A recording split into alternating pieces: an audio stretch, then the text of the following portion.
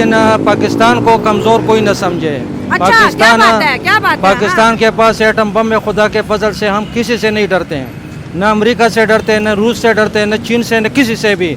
लेकिन हम जो है ना हमेशा ये सोचते हैं कि बिरादर इस्लामी मुल्क है और हमारे पड़ोसी मुल्क है, हमने तो ईरान का सोचा ही नहीं था। हम तो हमेशा ये कहते हैं कि इंडिया जो है हम पे हमला करेगा। इंडिया ने तो किया नहीं, जिस मुल्क का हमने कभी सोचा नहीं उसने डायरेक्ट हमला कर दिया। इंडिया ने मोदी तीसरी दफा वजीर आजम बनने जा रहा है, उसने अपने कंट्री पे तवज्जो दी है, उसने पाकिस्तान को साइडलाइन कर दिया था। उसने कहा।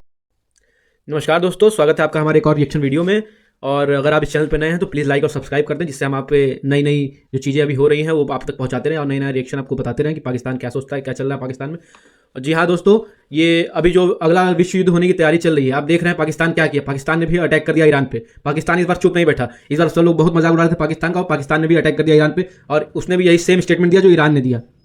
और दोस्तों ये अटैक हुआ था सिर्फ यही बोल के सिया और सुन्नी का लड़ाई था, जो बलूचिस्तान में सुन्नियों पे जुल्म हो रहा है, सिया पे जुल्म हो रहा है, इसके खिलाफ ईरान वालों ने अटैक कर दिया था और बोला था वहाँ आतंकी ठिकाने हैं। सेम इसी तरह से पाकिस्तान वालों ने भी बोल दिया वहाँ आतंकी ठिकाने हैं और अटैक कर दिया। वहाँ पे भी कितने लोग मारे गए दोस्तों, आइए इस आगे वीडियो में हम लोग देखेंगे, तो लास्ट तक जरूर बने रहिएगा। और वीडियो में देखिए कि पाकिस्तानी क्या सोच रहे हैं जो अभी अटैक हुआ ईरान पे, और ईरान वाले क्या बोलते हैं कि ईरान वाले अगला कदम क्या उठाएंगे। दोस्तों आखिर तक बने रहिएगा, जरूर पता चलेगा ईरान वाले अगला कदम क्या उठाएंगे। लास्ट में हम आपको बताएंगे ईरान वाले क्या कदम उठा रहे हैं। तो दोस्तों पहले आइए देखते हैं कि ये जो पाकिस्तान में लोग क्या सोचते हैं, और पहला पाकिस्तानी रिएक्शन का आइए देखते हैं वो किन किन से क्या क्या बात करती हैं और पाकिस्तानी क्या सोचते हैं। जो अटैक हुआ है अभी, पाकिस्तान ने काउंटर अटैक कर दिया है। आइए देखते हैं आगे वीडियो, उसके बाद बात करते हैं। पाकिस्तान पर जो है सबसे पहले एयर स्ट्राइक की और कहा कि यहाँ पर जो है जैशुल अदल एक ऐसा मिलिटेंट ग्रुप है जो कि बलोचिस्तान जो कि ईरान में मौजूद है उसको तोड़कर एक अलग मुल्क बनाना चाहता है। और बदले में जी पाकिस्तान ने भी जो ईरान में जो एक सूबा है सिस्तान जो कि बलोचिस्तान का ही हिस्सा है, उसके ऊपर हमला कर दिया। दोनों इस्लामिक मुल्क जो है एक दूसरे पर हमले कर रही हैं। एज अ पाकिस्तानी आप ये जो हमले हो रहे हैं उसके ऊपर आपका क्या रद्द अमल है? हम तो ये बचपन से सुन के आ रहे थे कि ईरान और अफगानिस्तान ये एक हमारे इस्लामी मुल्क थे। अच्छा। लेकिन अभी बदकिस्मती से दरमियान में किसी ने ऐसा रखना डाला हुआ है कि जिसकी वजह से हम अभी दुश्मन बन रहे हैं। हाँ। लेकिन पाकिस्तान को कमज़ोर कोई न समझे। अच्छा, पाकिस्तान क्या बात है? पाकिस्तान के पास एटम बम में खुदा के फजल से हम किसी से नहीं डरते हैं।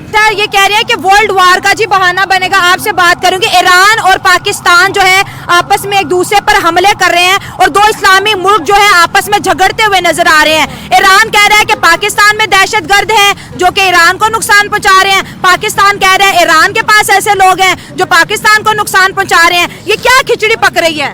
इसकी समझ नहीं आ रही। वो कल वो कह रहे थे कि ईरान कह रहा था इनके पास मतलब दहशतगर्द। हाँ, वो हमले उधर इसलिए हमला किया है, तो आप आज पाकिस्तान ने हमला कर दिया। हाँ। इसकी भी कुछ समझ नहीं आ रही। मीडिया पे यही सब तो सुन रहे हैं अब। हाँ। इसके क्लियर नहीं हो रहा अब तक। हम कहते हैं मुसलमान का भाई है, लेकिन दो इस्लामिक मुल्क जो है, अगर ईरान की बात करें, रिपब्लिक है जी, इस्लामिक रिपब्लिक ऑफ ईरान है, और वो जी अपने ही पड़ोसी के साथ, अगर हम देखें इस वक्त बॉर्डर पे बड़ी टेंशन है।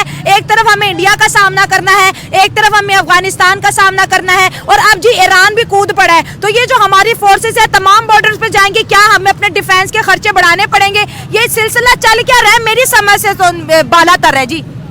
इसकी समझ हमें भी नहीं आ रही। इसकी समझ नहीं आ। तो आपने देखा कि पाकिस्तानी अंकल जी क्या सोचते हैं। उन्होंने कहा कि ये गलती से हो गया हो तो ईरान को माफ कर दिया जाता है, लेकिन ईरान ने तो खुद मुंह खोल करके बोला है कि उसने जानबूझ के अटैक किया है। वहाँ पे आतंकी ठिकाने हैं जो ईरान को गलत नजर से देखते हैं, ईरान के देश के ऊपर गलत नजर है, इस वजह से उन्होंने अटैक किया। ये तो साफ साफ खुल के बोल रहे हैं। और ये अंकल जी को जानकारी नहीं है तो वो बोल रहे हैं गलती से अगर किया है तो उसको माफी मांग लेनी चाहिए। वो माफी नहीं मांग रहा है, वो मुंह पे आके बोल रहा है कि मैंने आपको मारा है। भाई भाई कहते थे, भाई भाई मुल्क है, भाई मुल्क है, और भाई मुल्क ने ही ठोक दिया आपको। तो दोस्तों देखा अंकल जी ने क्या कहा। अंकल जी से पूछा गया कि बताइए हमारे एयर डिफेंस सिस्टम जो चाइना से खरीदे गए हैं वो क्या सो रहे थे उस समय?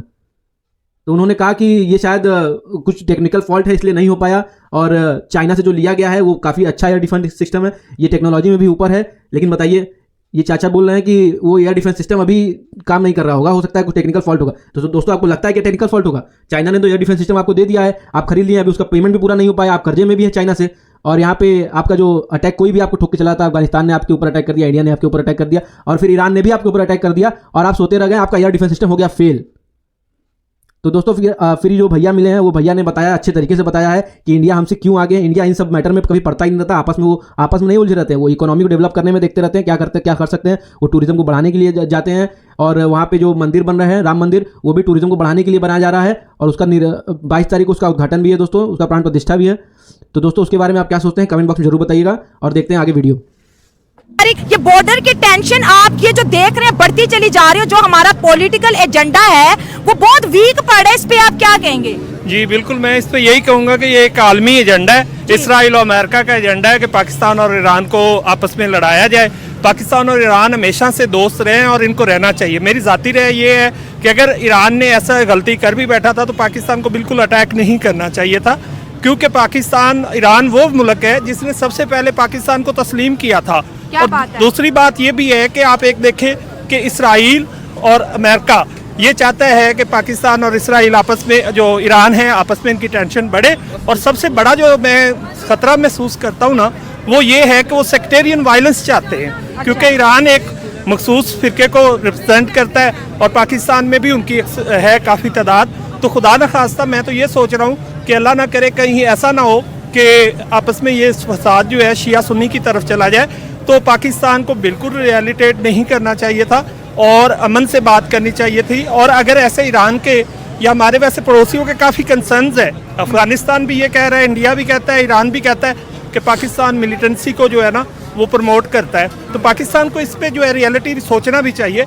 और मेरी ज़ाती राय ये है कि पाकिस्तान में कुछ ऐसे एलिमेंट ज़रूर हैं जो कि मौजूद हैं, जो हमारे नेबर्स कंट्रीज़ को डिस्टर्ब करते हैं, तो ये उनका राइट है कि वो उस पर जो है ना करें। ठीक है सर, यहाँ पे मेरा सवाल ये पैदा होता है, पहले हमने अपनी फोर्सेज वो उन बॉर्डर्स पे लगाई जो इंडिया के साथ होते हैं, हमें खतरा होता है कि इंडिया अटैक ना कर दे। फिर हमने अपनी आधी फोर्सेज अफगान बॉर्डर पे फेंक दी कि भाई तालिबान भी हमें मुसलसल तंग कर रहे हैं। अब आधी फोर्सेज हमने बलोचिस्तान वाली साइड पे लगा दी कि ईरान ना हमले कर दे। ये जो हमें हमारी जो अगर आर्मी देख लें या जो हमारा जो डिफेंस है, ये तो बजट आगे इंक्रीज होने की तरफ जा रहा है, जबकि अवाम कह रही है कि डिफेंस बजट डिक्रीज करो ताकि वेलफेयर के ऊपर पैसा लगे। लेकिन हमारे बॉर्डर्स तो तीनों तरफ से घेरे जा चुके हैं। जी बिल्कुल ऐसा ही है। और हमारी ये अगर कहा जाए तो बदकिस्मती से हमारी इस्टेब्लिशमेंट या हमारी एक पॉलिसी ये रही है कि ये टेंशन क्रिएट की जाए, आवाम का जो है ना इसकी तरफ ध्यान ही न जाए, अमन की तरफ, पीस की तरफ, खुशहाली की तरफ। हमने देखा है कि ईरान के भारत के साथ ताल्लुकात बहुत बेहतर होते चले जा रहे हैं, और वो तमाम मुल्क जो एक वक्त पाकिस्तान के साथ खड़े थे सब हमसे दूर चले जा रहे हैं। या कोई ना कोई हमारी गलती भी तो होगी ना जिसको हम इग्नोर कर रहे हैं। जी डेफिनेटली, और इसी चीज़ के ऊपर ध्यान देना चाहिए। हमारी मिलिट्री इस्टेब्लिशमेंट को भी हमारी फॉरेन पॉलिसी इस तरह से बनाए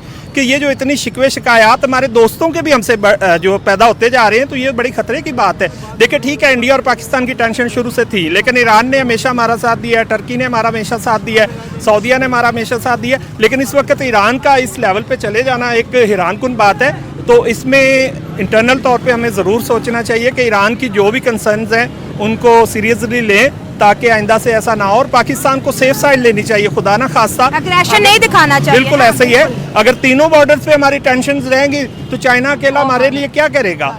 बर्बाद हो जाएंगे सर, ये तो बर्बादी की तरफ जा रहे हैं। बिल्कुल ऐसा ही है, आप बिल्कुल सही कह रही हैं, मैं इससे एग्री करता हूँ। और आवाम का एक बहुत बड़ा तबका भी यही चाहता है कि ईरानी हमारे भाई हैं, हमारे दोस्त हैं, उसके खिलाफ ये एक्शन लेना या उसको इस तरह से करना बिल्कुल गलत है। अगर ईरान ने किया है तो उसके साथ टेबल टॉक हो सकती है, पीस कंसर्न्स हो सकते हैं, और उनकी जो भी रिजर्वेशंस हैं उनको सॉल्व किया जाना चाहिए बातचीत के। क्योंकि पाकिस्तान और ईरान या ये जो कंट्रीज़ हैं, इनसे हमारा, हम कहते हैं ना, एक कहावत है कि हमसाये तब्दील नहीं किए जा सकते। हम तो इंडिया से ताल्लुकात बेहतर करने की बात कर रहे हैं, यहाँ पे तो ईरान भी बिगड़ गया, अफगान भी बिगड़ गए। बिल्कुल ऐसा ही है। आप देखें इंडिया में ऐसा नहीं चल रहा। इंडिया ने, मोदी तीसरी दफा वजीर आजम बनने जा रहा है, उसने अपने कंट्री पे तवज्जो दी है, उसने पाकिस्तान को साइड लाइन कर दिया था। उसने कहा कि हमें जंग लड़ने की जरूरत ही नहीं है, हम हर बाकी शोबे में पाकिस्तान को मात देंगे। और ये हकीकत है, नजर आ रहा है। इंडिया चांद पे पहुंच गया और हम लोग अभी जो बैलेट बॉक्स छीनने पे लगे हुए हैं, हमें अपने इंटरनल मामलात में आवाम को इतना उलझा दिया गया है कि वो बेचारे क्या सोचें। सही बात सर, हम इंडिया से क्यों नहीं सीखते? एक सेकुलर कंट्री हो के मुस्लिम कंट्री के साथ दोस्तियां, उनके साथ $1 बिलियन की ट्रेड, उनको जी क्रेडिट लाइन वो दे रहे हैं, और हम आज भी वो 1947 की दुश्मनी बच्चों को भी पढ़ा के अपना बेड़ा गर्क कर लिया, खुद भी हमने वही किया। आखिर हमारी फॉरेन पॉलिसीज है क्या? हमारा इंटरेस्ट किस में है? बिल्कुल डेफिनेटली आप सही कह रहे हैं। हम कश्मीर के मुद्दे को लेके इतने सालों से हमने एक रेड लाइन के पीछे लगाया गया है। मेरा तो सवाल ये बनता है, मेरे बेटे ने कल मुझसे पूछा था कि वो कोई देख रहा था चैनल तो गाड़ियों की कीमतें कंपैरिजन हो रहा था, तो मुझे कहता है बाबा जनाब कायदे आज़म ने ये पाकिस्तान बनाया क्यों था। मैंने कहा क्यों बेटा क्यों ये कह रहे हो। कहते हैं कि ये देखे कि इंडिया के अंदर जो है वो सारे वो ईजी हैं, उनके यहाँ महंगाई भी कम है, वो तरक्की भी करता जा रहा है, वहाँ पे इतने हमसे ज़्यादा मुसलमान रह गए हैं। तो हमारा मीडिया कंसर्न करता है इंडिया में मुसलमानों के साथ कुछ होते हैं प्रॉब्लम्स, लेकिन पाकिस्तान में तो हर बंदे के साथ प्रॉब्लम हो रहा है। बलोच भी तंग है यहाँ पे, पंजाबी अलग तंग है, पठानों के साथ अलग हो रहा है, तो हमारे सिंधी अलग तंग है। तो ये आप वकील भी हैं और आप पढ़े लिखे हैं, जब हम सोशल इश्यूज को इस प्लेटफॉर्म पे उठाते हैं, जैसे आपके बेटे ने सवाल किया पाकिस्तान क्यों बना, आज हमारी जो जनरेशन है वो हमसे यही सवाल पूछे ये मुल्क आपने क्यों बनाया, इसका एजेंडा क्या था। जिस मुल्क के अंदर तहफ़्फ़ुज़ नहीं मिल रहा, जिस मुल्क के अंदर सियासी शऊर नहीं है, जिस मुल्क के अंदर फ्रीडम ऑफ स्पीच नहीं है, अगर हम अपने मुद्दों पे डिस्कशन नहीं करेंगे और अपने बच्चों को अवेयर नहीं करेंगे और दुश्मनियां इंडिया इंडिया इंडिया करते हुए, सर आज हम देखें दुनिया हमें कितना पीछे छोड़ चुकी है। कोई मुल्क का वजीर आजम, कोई सदर हमारे मुल्क में नहीं आता, आज ईरान ने भी हमले कर दिए हैं। बिल्कुल ऐसा ही है, पाकिस्तान को सोचना चाहिए कि हमारे दोस्त मुल्क, आप देखें यूएई के क्या है, मेरे भाई जो है वो सऊदीया में होते हैं, एक तो वो बताते हैं जी इंडियन को प्रेफरेंस दी जाती है, इंडिया का वहाँ पे ट्रेड इंडिया की है यूएई के साथ, सारे कंट्रीज अरब गल्फ कंट्रीज कोई भी उठा लें वो इंडिया के करीब है। शाह सलमान आया, हम मिन्नतें करते रह गए कि इंडिया के पास जा रहा है, वो कोई G20 कॉन्फ्रेंस थी कि पाकिस्तान की भी यात्रा करता जाए, एक फेरा इधर का भी लगा ले, लेकिन शाह सलमान ने हमारी एक नहीं सुनी, क्योंकि हम क्या है, हम तो पाकिस्तान तो एक बेकार ही है ना। हमारे एक्स प्राइम मिनिस्टर शहबाज ने क्या कहा था जी, हम तो जाते तो हमारा मुंह देख के ही वो कहते हैं हो ये तो कुछ मांगने आ गया। तो ये पाकिस्तान है, इनको तो डॉलर्स मिल जाते हैं, IMF से किस्त मिलती है, तो छलांगे मारते हैं हमारे हुक्मरान और हमारे दूसरे लोग, चलो जी खाने को डॉलर्स मिल गए। तो आपने देखा ये भैया ने बताया कि अगर ईरान ने हमला कर दिया है तो जरूरी नहीं है कि आप भी हमला कर दें ईरान पे। आप बैठ के पहले बात कर सकते हैं, उसके बाद हमले क्या कर सकते हैं क्या नहीं उसके बाद देखा जाएगा। पहले आपको बात करना चाहिए, बच्चों की तरह नहीं कि उन्होंने हमला किया आपने भी हमला कर दिया। और यहाँ पे इनको बैठ करके बात करना चाहिए। अभी इस स्थिति में पाकिस्तान नहीं है कि वॉर झेल पाए। अगर वॉर हुआ तो पाकिस्तान फिर 70-80 साल बैक चला जाएगा और अभी वहाँ पे वैसे भी डेवलपमेंट नहीं हो पा रहा है और पीछे चल जाएंगे आप। ऑलरेडी कर्जे में हैं और कितने कर्जे में जाएंगे, पाकिस्तान तबाह हो जाएगा। बलूचिस्तान तो खुद ही आपसे अलग होना चाहता है। अगर बलूचिस्तान अलग हो गया तो आपका पाकिस्तान आधा ही रह जाएगा वैसे भी। और बलूचिस्तान ईरान से सटा हुआ है, ईरान में जा भी सकता है। ईरान वाले इसीलिए वो अटैक किए हैं कि ये मैटर बढ़े और आप अटैक करें तो ये वॉर की तरफ जाए और वॉर करें कि वो बलूचिस्तान को अपने कब्जे में ले लें। तो वो यही चाहते हैं और आप यही कर रहे हैं, जो वो चाह रहे हैं आप वही कर रहे हैं। भैया ने बताया कि मोदी जी क्या बोलते हैं कि ये सब चीज़ में इसलिए नहीं पढ़ते हैं आप कि अपने ही आपस में उलझे रहें और बाकी देश के पीछे ध्यान ही न दे पाएँ और वॉर होता रहे। और यहाँ पे आपके जो एयर डिफेंस सिस्टम है वो भी फेल हो गया, चाइना से आपने खरीदा था वो भी फेल हो गया, कोई मतलब नहीं रह गया आपके लेने का। और भैया ने बताया, कितने अच्छे से भैया ने बताया है कि मोदी जी क्यों आगे हैं और हमसे इंडिया का कोई कंपेयर नहीं है। इंडिया आज चांद पे है और हम ईरान में मिसाइल छोड़ रहे हैं बच्चों की तरह कि उन्होंने अटैक किया है हम भी अटैक करेंगे। और सेम स्टेटमेंट आप दे रहे हैं, आप सेम स्टेटमेंट दे रहे हैं जो ईरान ने दिया था कि वहाँ पे आतंकी ठिकाने हैं, वहाँ पे हमने अटैक किया है। और पाकिस्तान को रातों रात पता चल गया कि वो आतंकी ठिकाने कहाँ कहाँ है ईरान में। उन्होंने ईरान पे अटैक कर दिया और बताया कि वहाँ यहाँ पे आतंकी ठिकाने थे, हमको पता चला हमने अटैक कर दिया वहाँ पे भी। मतलब आपको रातों रात पता चल गया कि कहाँ कहाँ वहाँ पे आतंकी ठिकाने हैं। धन्यवाद दोस्तों, आपने पूरा वीडियो देखा। तो इस वीडियो को लाने के लिए बहुत मेहनत लगती है दोस्तों। एक सब्सक्राइब कर दें और लाइक का बटन दबाएं और कमेंट जरूर करें। धन्यवाद दोस्तों।